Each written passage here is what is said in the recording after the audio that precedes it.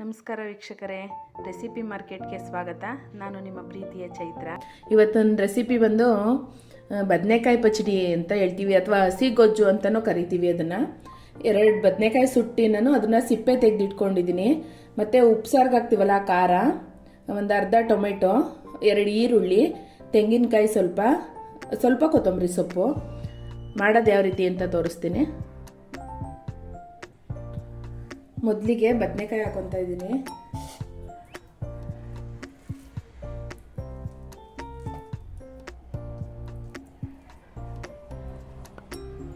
ಇದಕ್ಕೆ ಸ್ವಲ್ಪ ಮೇಲ್ಗಡೆ ಎಣ್ಣೆ ಹಚ್ಚಿ ಸ್ಟವಲ್ಲೇ ಸುಟ್ಕೋಬೋದು, ಅಥವಾ ಕೆಂಡದಲ್ಲೂ ಸುಡ್ಬೋದು. ಇದನ್ನ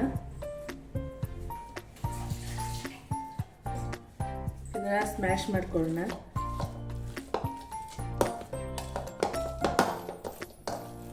ಇವಾಗ ಏನು ಹೆಚ್ಚಿಟ್ಕೊಂಡಿದ್ದೀವಿ, ಈರುಳ್ಳಿ ಮತ್ತು ಟೊಮೆಟೊ, ಅದನ್ನು ಹಾಕಿ ಸ್ಮ್ಯಾಶ್ ಮಾಡ್ಕೊಳ್ಳೋಣ.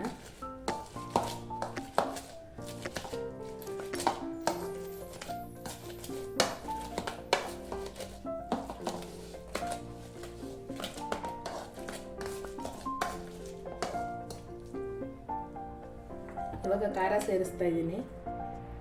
1 ಸ್ಪೂನು, ಅಥವಾ ನಿಮ್ಮ ಖಾರ ಎಷ್ಟು ಬೇಕೋ ಅಷ್ಟು ಖಾರ ಹಾಕಿ. ಮತ್ತು ರುಚಿಗೆ ಉಪ್ಪು,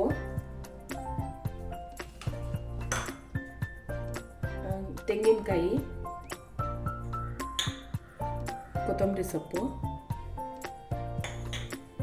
ಇದನ್ನೆಲ್ಲ ಹಾಕಿ ಮತ್ತೆ ಚೆನ್ನಾಗಿ ಸ್ಮ್ಯಾಶ್ ಮಾಡ್ಕೊಳ್ಳೋಣ.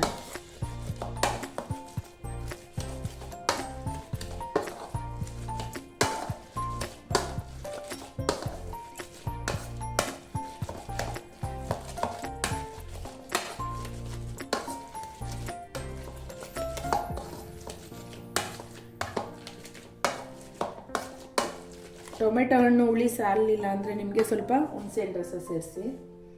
ನಾನು ಸ್ವಲ್ಪ ಹುಣಸೆಹಣ್ಣು ರಸ ಹಾಕ್ತಾಯಿದ್ದೀನಿ.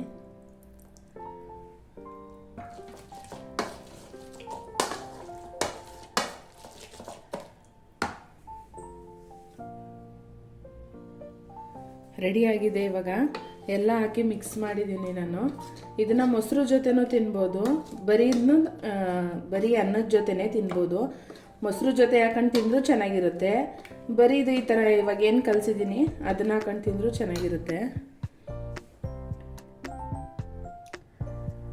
ಇವಾಗ ಬದನೆಕಾಯಿ ಪಚಡಿ ರೆಡಿಯಾಗಿದೆ. ಇದು ಮೊಸರು ಜೊತೆ ಕಲಿಸಿದ್ದೀನಿ. ಇದರಲ್ಲೂ ಅನ್ನ ಊಟ ಮಾಡ್ಬೋದು, ಮತ್ತು ಬರೀದಿದ್ರೂ ಊಟ ಮಾಡ್ಬೋದು. ಇದಕ್ಕೆ ಹಸಿಮೆಣಸಿನ್ಕಾಯಿ ಬೇಕಾದರೂ, ಉಪ್ಸಾರು ಖಾರ ಹಸಿಮೆಣಸಿನ್ಕಾಯಿದಾದರೂ ಉಪಯೋಗಿಸ್ಬೋದು. ಅದು ಗ್ಯಾಸ್ಟ್ರಿಕ್ಕು ಬೇಡ ಅನ್ನೋರಿದ್ರೆ ಒಣಮೆಣಸಿನ್ಕಾಯಿಂದಾದರೂ ಉಪಯೋಗಿಸ್ಬೋದು. ಫೈನಲ್ ಆಗಿ ಬದನೆಕಾಯಿ ಪಚಡಿ ರೆಡಿಯಾಗಿದೆ. ನೀವೊಂದ್ಸಲ ಮನೇಲಿ ಟ್ರೈ ಮಾಡಿ. ಇಷ್ಟ ಆದರೆ ಲೈಕ್ ಮಾಡಿ, ಶೇರ್ ಮಾಡಿ. ದಯವಿಟ್ಟು ಯಾರ್ಯಾರು ನಮ್ಮ ಚಾನಲ್ಗೆ ಸಬ್ಸ್ಕ್ರೈಬ್ ಆಗಿಲ್ಲ, ಸಬ್ಸ್ಕ್ರೈಬ್ ಆಗಿ. ಧನ್ಯವಾದಗಳು.